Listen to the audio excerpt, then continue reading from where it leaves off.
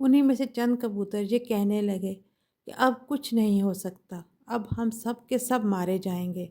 जल्द ही शिकारी आता होगा, वो हम सबको पकड़ लेगा और हम में से कोई भी नहीं बचेगा।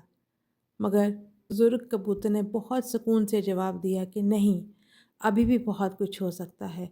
अल्लाह पे भरोसा रखो और मेरी बात ध्यान से सुनो। सब कबूतर मुतवज्जा हो गए और बुजुर्ग कबूतर की बात को गौर से सुनने लगे। उसने कहा, मुझसे वादा करो कि जैसा मैं कहूँगा वैसा ही करोगे। सब कबूतरों ने वादा कर लिया।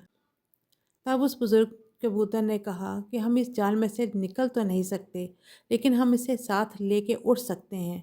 भला कैसे? मैं बताता हूँ। जब मैं 1 2 3 बोलूँ तो सब ने एक साथ अपने परों का जोर लगाना है और अपने साथ इस जाल को भी ले उड़ना है। हमारे पास ये एक ही हल है। अगर हम ऐसा कर पाए तो हम इस शिकारी के चुंगल से आज़ाद हो जाएंगे और फिर से अपनी आज़ाद ज़िंदगी जिएंगे। बुजुर्ग कबूतर की बात सुनकर सब कबूतरों ने वादा किया कि वो ऐसा ही करेंगे। इतनी देर में दूर से शिकारी चलता हुआ आ रहा था। अपने जाल में इतने ढेर सारे कबूतरों को फंसा देखकर वो बहुत खुश था। मगर ये क्या, बुजुर्ग कबूतर का इशारा पाते ही सब कबूतरों ने मिलकर जोर लगाया और वो जाल को भी ले उड़े।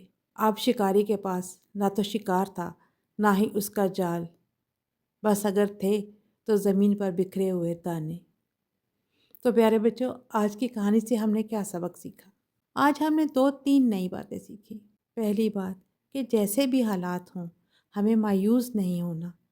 हमें अपने लिए नया रास्ता तलाश करना है, ऐसा रास्ता जिस पर चल के हम अपनी कामयाबी की मंजिल तक पहुंच सकें। दूसरी बात, मिलकर इत्तेफाक से रहना है।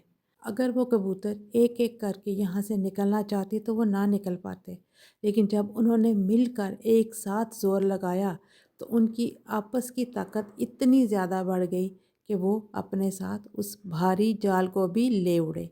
तो प्यारे बच्चों, हमेशा अल्लाह ताला की ज़ात पर भरोसा रखें और इत्मीनान रखें कि अल्लाह ताला ने आपको बहुत सारी सलाहियतों से नवाजा है।